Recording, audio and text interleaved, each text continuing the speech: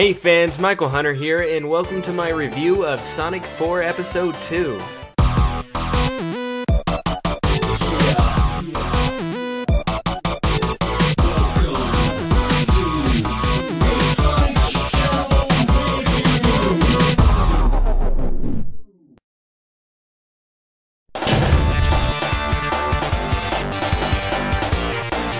Okay, first off, I want to talk about the physics. They are much better than Episode 1, it's a huge improvement.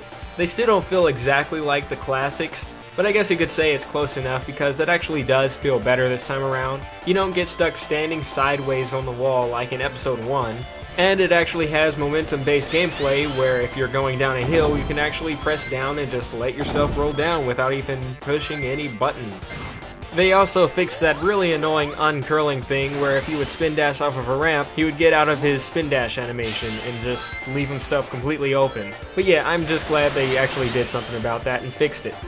Another thing that they improved on was Sonic's acceleration speed, where in Episode 1, he was very sluggish when he would start to run, and on this one they made him pick up the pace a little bit and start running a little faster when you start off. They also fixed that thing where if he would stop holding forward while you were running or jumping in midair, he would just completely stop. Yeah, that was something they definitely needed to fix because it just didn't feel very natural and it was kind of bugging me. So yeah, that's a great thing to see them improve on. So overall, the physics feel a lot better than Episode 1. It feels a lot more natural and more Sonic-like. So that's a major plus right there. Now a big thing I want to hit on in this review is the music. I can understand what they're going for, trying to make it sound very retro and Genesis-y, if that's a word. I do admit that there are some pretty catchy tunes on here, but the main point is that with the way the game looks, it actually needs modern sounding music. As much as I love the way Sega Genesis music sounds, and the feeling of nostalgia that it gives me, I still can't help but to feel like the music just doesn't quite fit. Here are some examples that I put together. A lot of times I would play Sonic 4 Episode 1 with Sonic 3D Blast music, and actually, it fits very well and even raises the quality of the game. So here's a good example of that.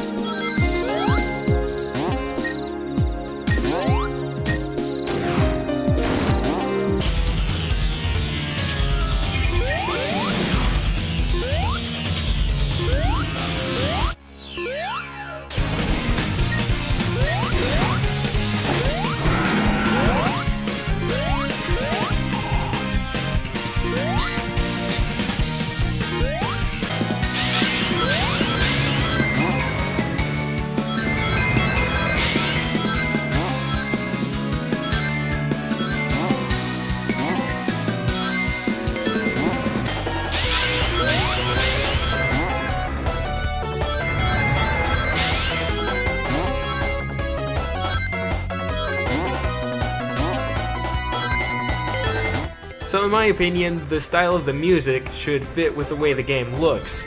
Now if the style of the graphics looked like a Sega Genesis game, then yeah, the music would fit perfectly with it. So if they are to make Sonic 4 Episode 3, in my opinion, they should take a more modern approach with the music style. But I will say that it does sound a lot better than Episode 1. It doesn't have dying cats. However, some ducks may have been harmed in the making of this music, but it still beats cats.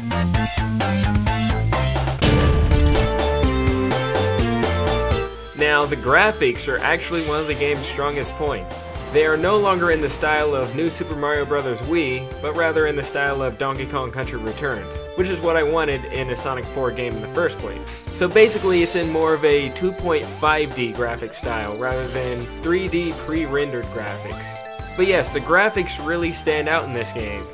There isn't all that much to say about the graphics other than that they look pretty good. It's very colorful. You actually see blades of grass on the ground, and in some levels you actually see beams from the sun shining through, which you actually don't really see very often in games like this. So yeah, I'm really liking the graphics on this game.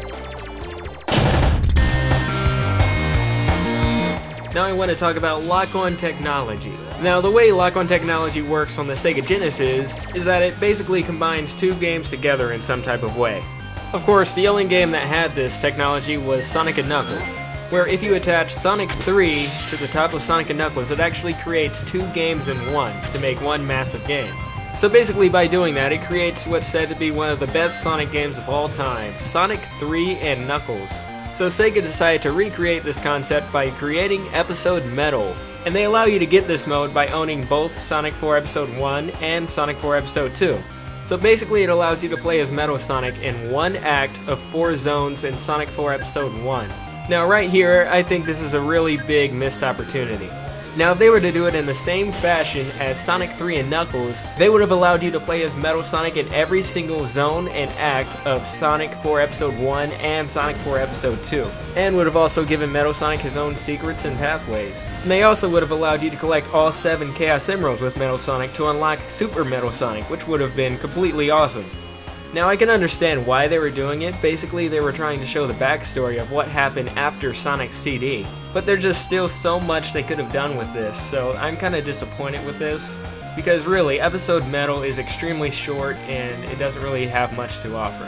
And that's why I say that it's a really big missed opportunity here, because if they had put in as much effort as they did with Sonic 3 and Knuckles, then that would have been really awesome. And also would have really added some replay value to the game. It is nice that they would consider bringing back lock-on technology in some type of way, but like I said, it's still a missed opportunity because there's just so much more they could have done with it. Now I kinda have mixed feelings about the level design. My main complaint about it is that it's just too easy, and they're very, very, very generous with how many rings they give you. Like, look at this is ridiculous. Look at all these rings.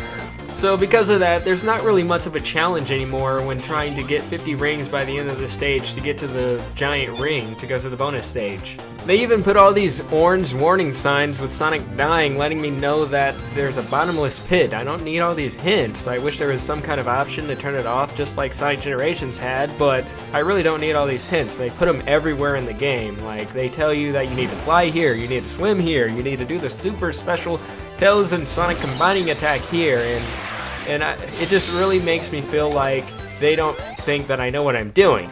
So that gets kind of annoying, because in video games I really like to figure things out for myself. It's as if the whole game is in tutorial mode. There are absolutely no hints in the classic Sonic games. I guess for some people that was a problem because of that, yeah, you know, that thing. But yeah, like I said, there should have just been an option to turn it off, because really, I do like to figure things out for myself in a game. I do appreciate, though, that the levels are decent in length. One of the problems I had with Episode 1 was that the levels were way too short, and there weren't very many zones to begin with. So because of the length of the stages on here, it actually makes the game feel a bit more complete.